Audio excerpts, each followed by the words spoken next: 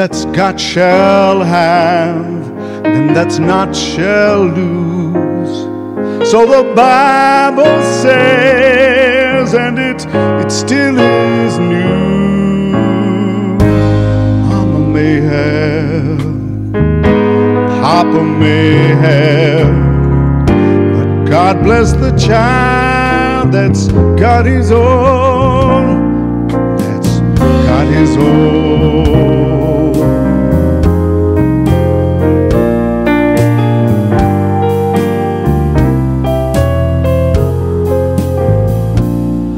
Yes, the strong gets more while the weak ones fade.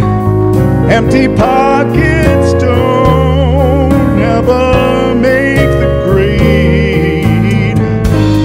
Mama may have, Papa may have, but God bless the child that's got his own, that's got his own.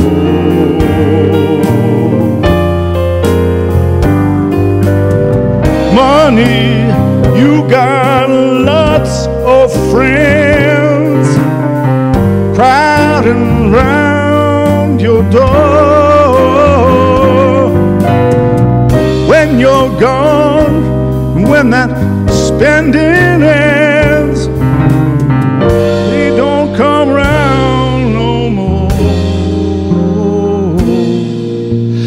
Rich relations give the bread and such. You can help yourself, but don't you take too much.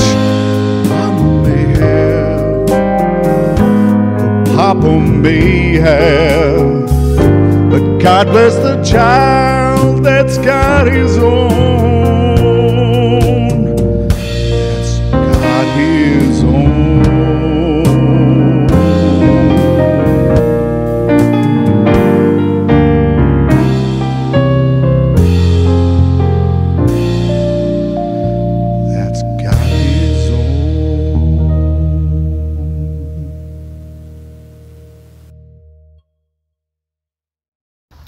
Welcome to St.Andrew's United Church for Sunday, June the 27th. This is the 5th Sunday of the season of Pentecost. It's also the Sunday closest to the Canada Day long weekend, and Canada Day is going to be celebrated very differently in different places this year. Maybe in some places it's going to be a time more of reflection over what has been, rather than a celebration of what is. Nevertheless, however you are marking the day, we wish you well in it. This is also another milestone of a sorts for us at St. Andrew's.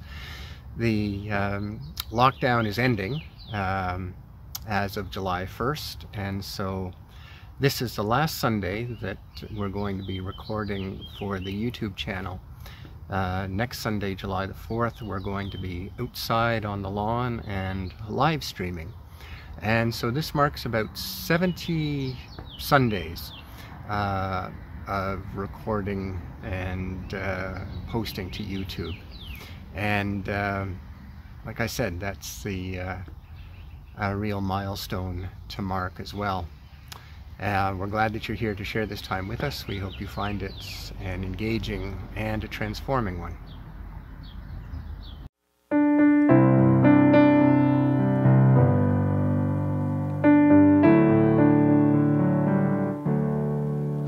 There is room for all in the shadow of God's wing.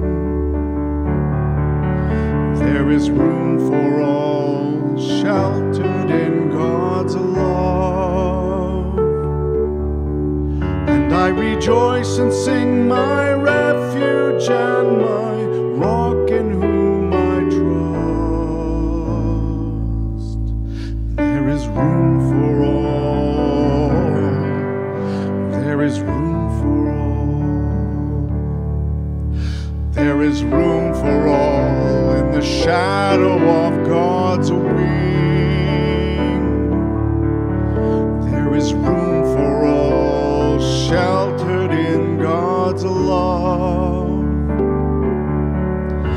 rejoice and sing, my refuge and my rock in whom I trust. There is room for all. There is room for all. There is room for all in the shadow of God's wing. There is room for all, sheltered in God's love. And I rejoice and sing, my refuge and my rock in whom I trust. There is room for all. There is room for all.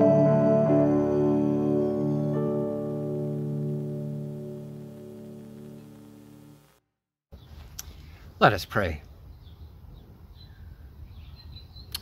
We pray, Holy One, we make this time sacred by our resolve to project onto the pathways of tomorrow our best reflections. May we ever open our eyes to the newness of our days.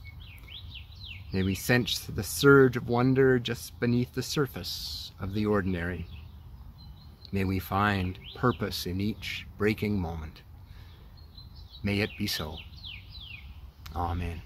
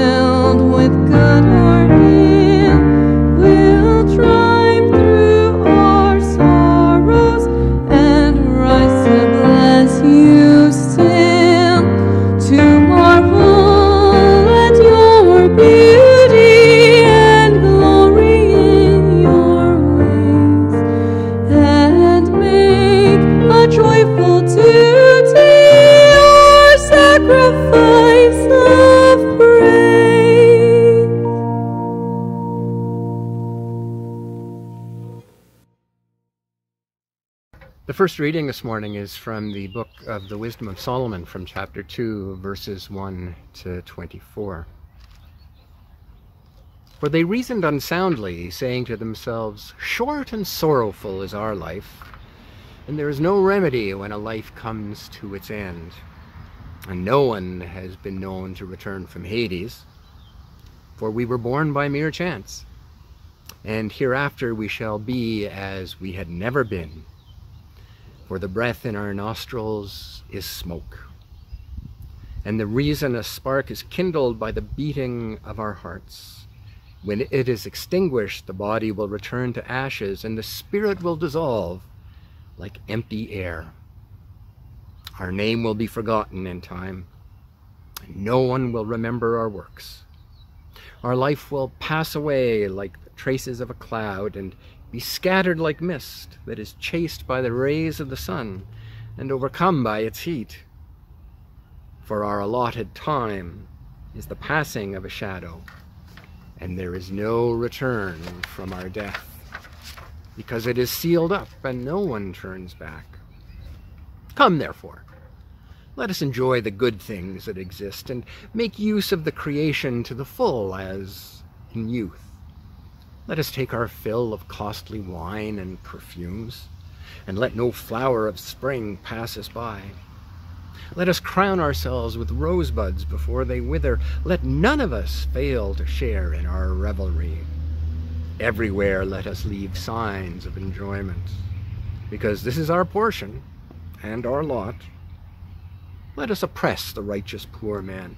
Let us not spare the widow or regard the gray hairs of the aged.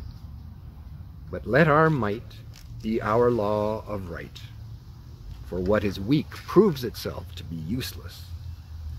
Let us lie in wait for the righteous one, because they are inconvenient to us and oppose our actions. They reproach us for our sins against the law, and accuse us of sins against our training. They profess to have knowledge of God and call themselves children of God. They become to us a reproof of our thoughts, and the very sight of them is a burden to us, because their manner of life is unlike that of others, and their ways are strange. We are considered by them as something base, and they avoid our ways as unclean, and they call the last end of the righteous happy, and boast that God is their parent. Let us see if their words are true, and let us test what will happen at the end of their life. For if the righteous one is God's child, God will help them, and will deliver them from the hands of their adversaries. So let us test them with insult and torture, that we may find out how gentle they are, and make a trial of their forbearance. Let us condemn them to a shameful death, for according to what they say, they will be protected. And thus they reasoned, but were led astray, for their wickedness blinded them, and they did not know the secret purposes of God, nor hoped for the wages of holiness, nor discerned the prize for blameless souls. For God created us for incorruption, and made us in the image of God's own eternity.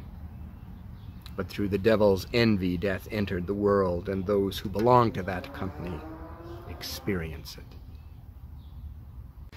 And the gospel reading is from the Gospel of Mark, from chapter 4, beginning at verse 21.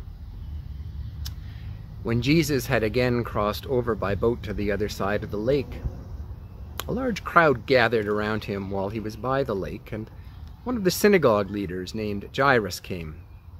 And when he saw Jesus, he fell at his feet. He pleaded earnestly with him, "My little daughter is dying. Please come and put your hands on her so that she will be healed and live." So Jesus went with him. A large crowd pressed around him, and a woman was there who had been subject to bleeding for 12 years. She had suffered a great deal under the care of doctors and had spent all she had, yet instead of getting better, she grew worse. And when she heard about Jesus, she came up behind him in the crowd and touched his cloak, because she thought, "If I just touch his clothes, I will be healed." And immediately her bleeding stopped, and she felt in her body that she was freed from her suffering. And at once Jesus realized that power had gone out of him, and he turned around to the crowd and asked, "Who touched my clothes?" "You see the people crowding around you," his disciples answered, "and yet you can ask, 'Who touched me?'" But Jesus kept looking around to see who had done it. Then the woman, knowing what had happened to her, came and fell at his feet, and trembling with fear, told the whole truth. And he said to her, "Daughter, your faith has healed you. Go in peace and be freed from your suffering." And while Jesus was still speaking, some people came from the house of Jairus, the synagogue leader. "Your daughter is dead," they said. "Why bother the teacher anymore?" Overhearing what they said, Jesus told him, "Don't be afraid. Have faith." He did not let anyone follow him except Peter, James, and John, the brother of James. When they came to the home of the synagogue leader, Jesus saw a commotion, with people crying and wailing loudly. And he went in and said to them, "Why all this commotion and wailing? The child is not dead, but asleep." But they laughed at him. And he put them all out, and he took the child's father and mother and the disciples who were with him, and went in where the child was. He took her by the hand and said to her, "Talitha cum," which means, "Little girl, I say to you, get up." And immediately the girl stood up and began to walk around. She was 12 years old. At this they were completely astonished. Jesus gave strict orders not to let anyone know about this, and told them to give her something to eat. Hear what the Spirit is saying to the church.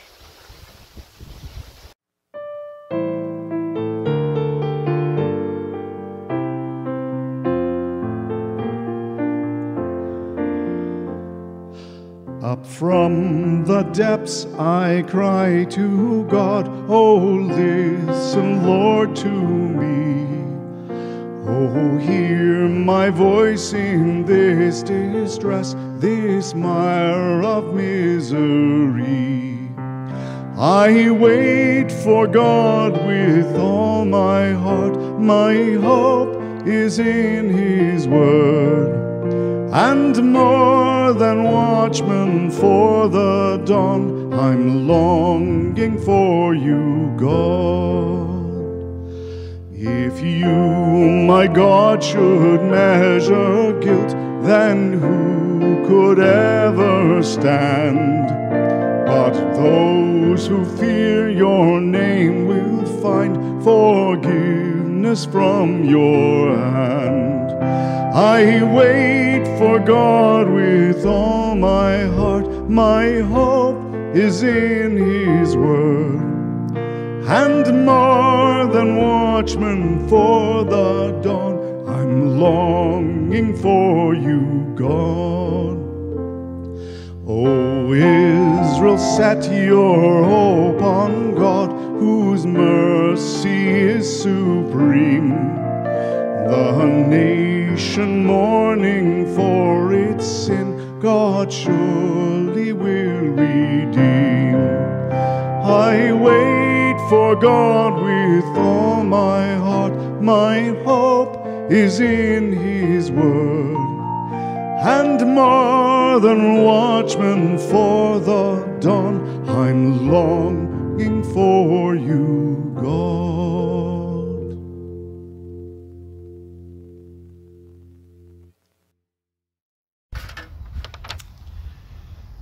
Well, to paraphrase Jerry Garcia, what a long, strange trip it's been to get to this point, where after a year and 3 months, we are now ready to reopen the public gatherings of the church. And it's important to say that St. Andrew's never closed. As a congregation, we kept up our ministry even though there were parts of the public gatherings that we could not do. But nevertheless, we continued to meet.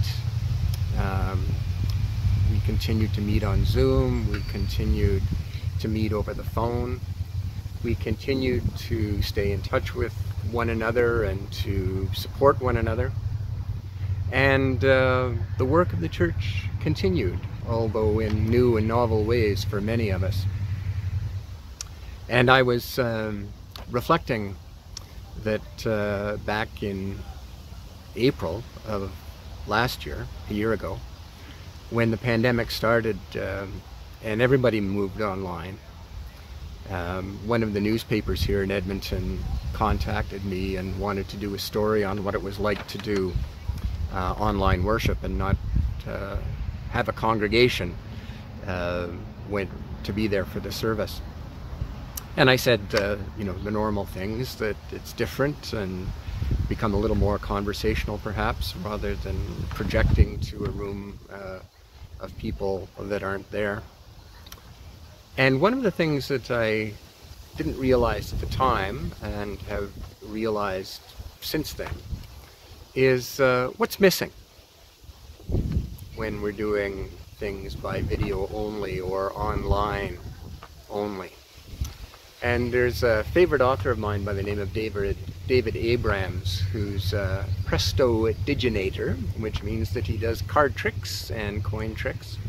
And he has studied the shamans of Malaysia and has worked with them to examine how it is that they find themselves embedded in both human and non-human nature, and how that affects their sense of ministry as shamans. And one of the things that he notices about being online and using video and digital technology is you lose the whole sense of depth, that everything is flat, and all the depth perception that we have visually is missing. The screen becomes a way of communicating for sure, but it also becomes a barrier. And when you think of it, that image and that metaphor of depth, there's so much to it. And it is so meaningful for us, both theologically, spiritually, psychologically, when we are engaged in a truly profound relationship. We talk about the depth of it. When we talk about true suffering, we talk about the depth of it. When we talk about the deepest longings of our hearts, we talk about what is in the depth of our souls and in our spirits. And so we've been living the better part of a year without that kind of depth. And the readings from both the Wisdom of Solomon and the Gospel of Mark this morning also speak to me, maybe they speak to you too, about depth and the lack of it. And especially the reading from the Wisdom of Solomon, where the writer is critiquing those people who look at life and see only what's on the surface, and only see that life is short and transitory. We're like a puff of smoke. And because of that, because of the shortness of our life and because of its transitory nature, we really owe nobody anything, and we have no deeper connection other than to our own senses. And once they're gone, everything's gone. So why not? Why not enjoy? Why not have not only a good time, but the best time possible? And why not live a life that takes no account of the needs or the sufferings of anybody else? And in fact, we can even do little social experiments on people who consider themselves to be righteous, because if they really are truly righteous and God's going to protect them, then we can see if we persecute them just how righteous they are and how much protection God offers them. So not only can we have a good time eating, drinking, and making merry, but we can have a good time experimenting on other people as well. It's a pretty crass position. I don't know of anybody who actually holds that in its entirety, or if they do, at least they make some kind of justification for why they feel the way they do. But nevertheless, for whoever is writing the Book of Wisdom, they contrast that very surface approach to life with the depth of God's eternity. And in the Gospel of Mark too, we also get a sense of that depth, although it's maybe a little more hidden. because the woman who touches the hem of Jesus' garments emerges from the depths of a crowd. And all of a sudden, out of that depth, she is brought front and center and is held up not as a paragon of someone who is willing to make a wise and holy person unclean, but as a paragon of faith. And that one could have gone either way, and whoever's writing the Gospel of Mark makes it clear that she approaches Jesus with fear and trembling, even though she's been healed, because she might be chastised, embarrassed, held up for ridicule in front of a crowd that sees her basically as invisible. That's not what happens. Out of the depth of her longing, out of the depth of her suffering, she is brought forward and she is healed. So there's that great sense of depth in both of these readings. And many of us feel like we too are emerging from the depths.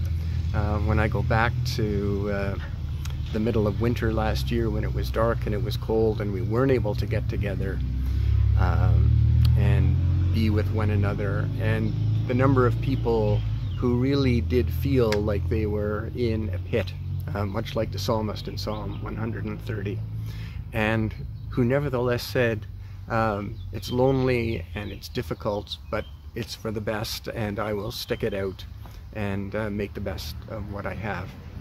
And so many people are still feeling like they're in a pit. Not everybody's moving through this certainly at the same time or at the same pace, but nevertheless we do feel like we're on the brink or the cusp of something new. And so one of the questions we asked is, what are we bringing with us? And how has our life been changed? And how can we appreciate the depths of what we have been living through? And how is that a reflection of the eternity of God's purpose? Or another way of putting the question is, how do we live lives of depth and lives of meaning, lives that are not merely lived on the surface? One of my favorite authors is Parker Palmer, and a few years ago, to celebrate his 80th birthday, he wrote a book called On the Brink of Everything. And it was reflections on what it's like to reach 80 years of old from his perspective. It's not necessarily a manual or how-to book on how to grow old. But there's some very powerful reflections in what it means to live with integrity, especially when you're facing mortality, and asking those questions about what remains and what is immortal and how are we a part of that. And he says one of the things about living on the brink of everything is that you do have a new vista or a new vantage point, that you can see how the dots connect. You can see how patterns that you might not have seen in your 20s, 30s, 40s, even 50s are coming together. And there can be a great sense of satisfaction in that. And he says there's a great sense of satisfaction in being able to look back and see, oh, that's how it all connects. And he uses the imagery of a tapestry. Tapestry that you're still weaving. And in the tapestry there are ugly threads of failure and misunderstanding, but looking back you can see how those patterns become an integral part of the weave, not only adding beauty but contrast.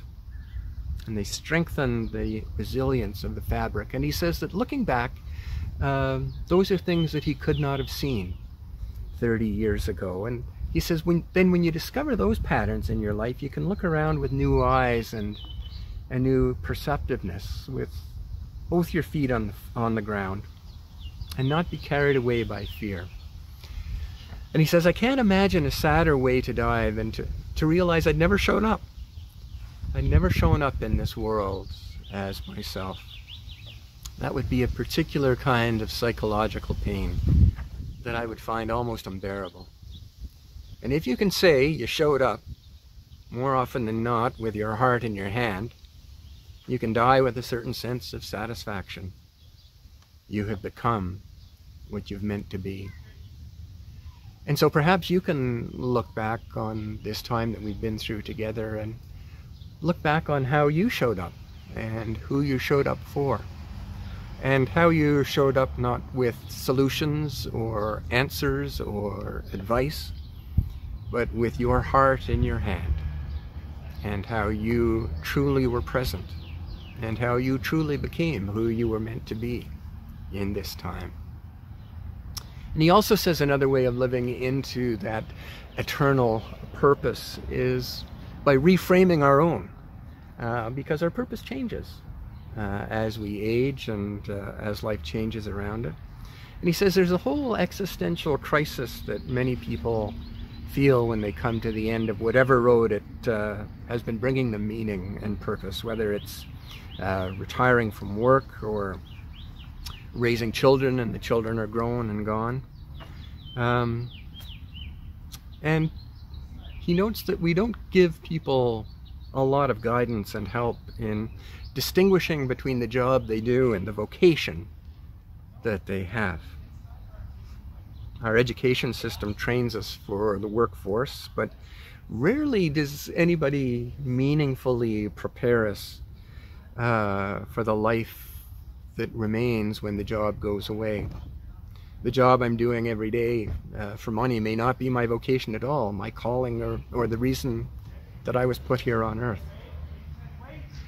And he says maybe for some people their job is not simply child rearing, but caring for the growth and development of other human beings that has been expressed in a particular way.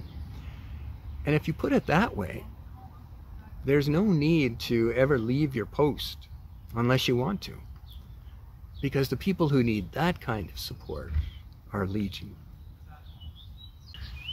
And he also notes that being on the brink of everything, and especially looking at these readings from the Wisdom of Solomon, puts us in mind to reflect on our own mortality.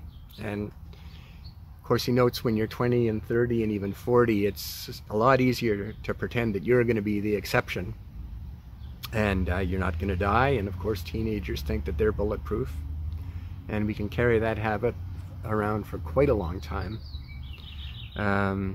He notes that as a writer he used to spend 15 hours a day at his keyboard. These days, get up from my chair, go outside, take a walk.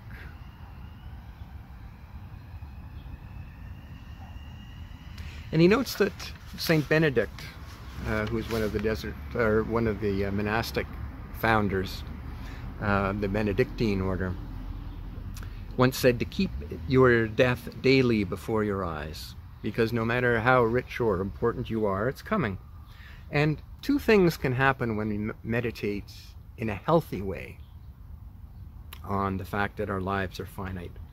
One, we become more appreciative of the life that we have and its gifts, and two, we can prepare ourselves for the ultimate transition by embracing all the little transitions that have come our way. The death of a dream, for example, or the death of a relationship. And instead of trying to avoid thinking about those things, it may be important to embrace the motto, if you can't get out of it, get into it. Because there's no way out except in and through. And as you embrace all those little deaths and all those little transitions, there's a chance that your heart will become less brittle and more supple. These deaths are more likely to break your heart open than to break it apart. And they allow us to exercise our hearts in the same way that a runner exercises a muscle so that it won't snap while running. And he says it's also important to speak out with wisdom. Because one of the realities of the time in which we live in is that we are constantly being fractured and split apart from one another. And there are powerful forces. The Wisdom of Solomon would say that is the work of the devil. We may not need to personify it in exactly the same way. But there are forces that do benefit by people not being able to listen one to another, or just shutting off the noise that they think other people are making and live in their own silos. And he says the real issue of becoming part of that eternal conversation is recognizing that we still do need to listen. And it is by listening that we can put ourselves back together again. And so we're encouraged not to give up those relationships and those bonds that hold us to each other, even though others will label us with different names and different ideologies and even different political parties. But underneath whatever differences we hold, there beats a common heart. And as we listen one to another and come to an understanding of the experiences that not we have shared so much, because everybody has come through this pandemic in a different way and at a different time.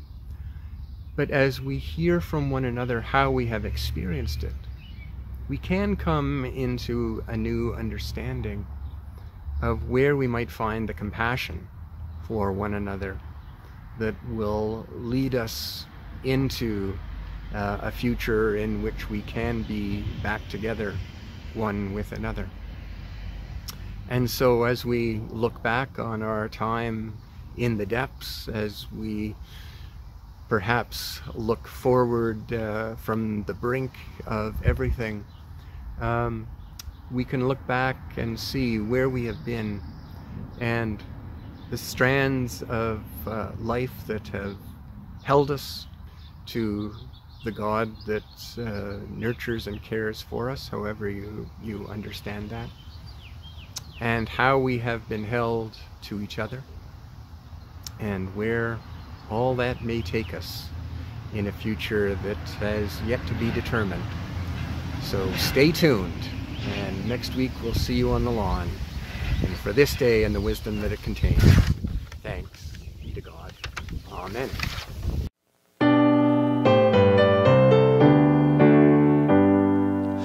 For the healing of the nations, God, we pray with one accord, for a just and equal sharing of the things that earth affords, to a life of love in action. Help us rise and pledge our word. Help us rise and pledge our word. Lead us forward into freedom from despair. Your world release, that redeemed from war and hatred, all may come and go in peace.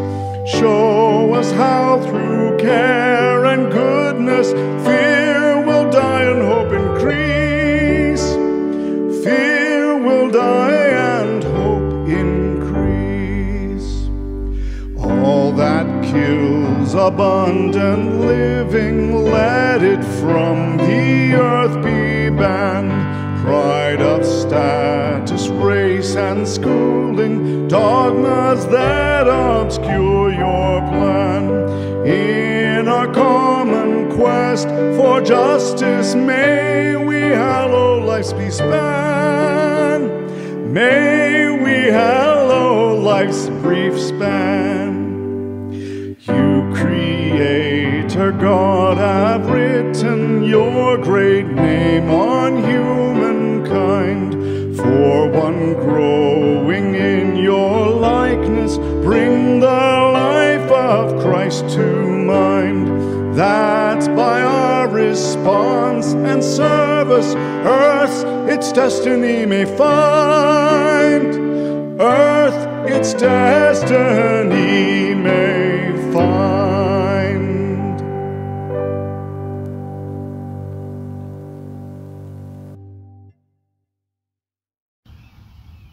Let us pray. You know, O God, how we answer the question, how are you? With fine, okay, doing good, never better. And you know too the depths of our beings and our souls that know that what we project from our depths is not always what is seen on the screen. You know our fears and our anxieties. You know the losses that we have suffered and the grief that we have experienced. And we know that through all that we have been through, your presence has been with us, strengthening, encouraging, holding us up, binding us to one another. And we give you thanks for that presence. We give you thanks for those times in which we have known that we are not alone, even in times of uncertainty and insecurity. We give you thanks for those who have walked with us and who have stood by us. We give you thanks for those who have encouraged us on this journey. We give you thanks for those who strive to provide safety in medical policy. We give you thanks for those who have cared for us when we have been ill. We give you thanks for those teachers and administrators whose year is coming to a close, who have gone above and beyond for their students and for those that they serve, to ensure that learning can still continue. And for all that we have learned in this time, we give you thanks. We remember in our prayers this day those for whom there is little to celebrate. We remember in our prayers our Indigenous brothers and sisters and the grief and the trauma that they are experiencing. We remember in our prayers those who are sick and those who are grieving, those who are struggling for daily bread. We remember those who are anxious and those who feel that the depths of whatever it is they're experiencing may bury them. And we remember in our prayers your promise of immortality, that we are part of an eternal conversation, and that we are part of a resurrected body in which life comes from death and new life awaits us all. And as we prepare to go into a new week, we ask that that spirit of compassion with which you clothe us would go with us, holding us fast, offering us new possibility, new hope, and new joy. And now, O God, we offer you the silent prayers of our hearts and of our minds.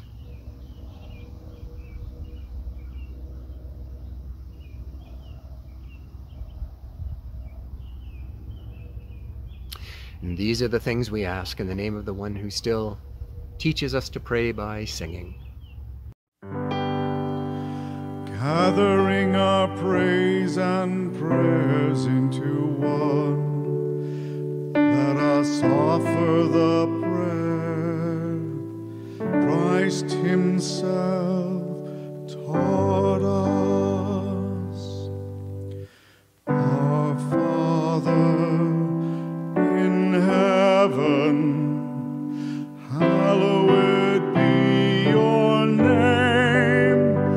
Your kingdom come, your will be done on earth as in heaven.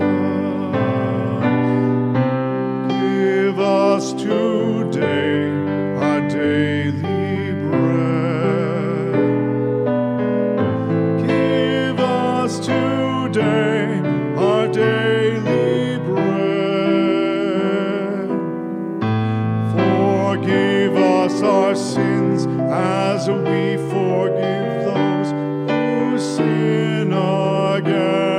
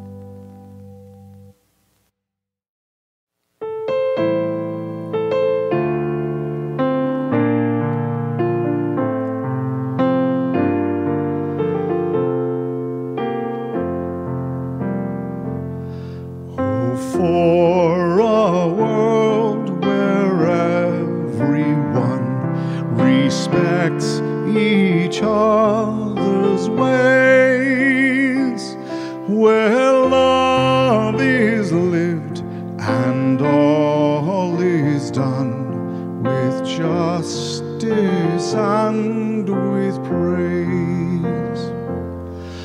Oh, for a world where goods are shared and misery relieved, where truth is spoken, children spared, equality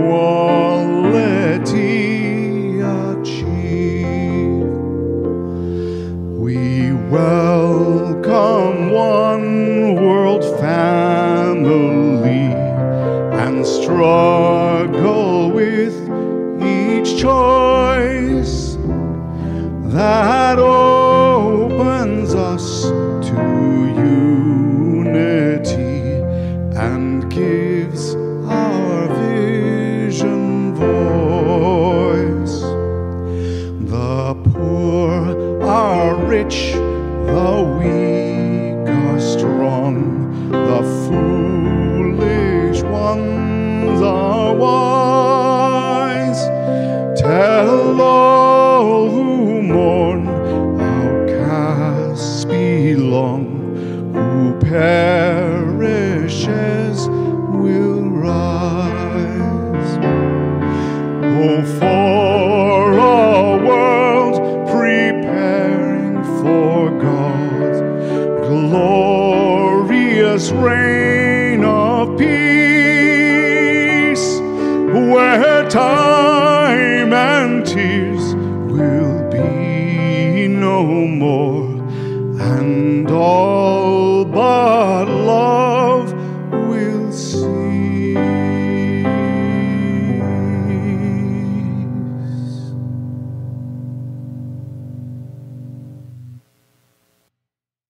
Now go out into the world with a daring and a tender love, and go in peace. The world is waiting. And whatever you do, do it for love in the name of Jesus, who is with us on the way. And now may the grace of Jesus the Christ, the love of God, and the communion and the compassion of the Holy Spirit be among us this day and always. Amen.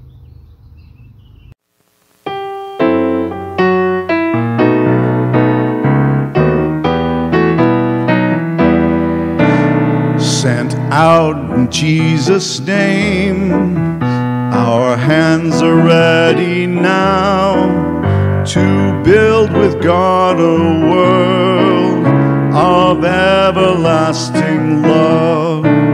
Sent out in Jesus' name, our hands are ready now to build with God a world of everlasting love. The angels cannot change a world of hurt and pain into a world of love, of justice and of peace. The task is ours to do, to set it really free. Oh, help us to obey and carry out your will. Sent out in Jesus' name, our hands are ready now to build with God a world of everlasting love. Sent out in Jesus' name, our hands are ready now to build with God a world of everlasting love. The angels cannot change a world of hurt and pain into a world of love, of justice and of peace. The task is ours to do, to set it really free. Oh, help us to obey and carry out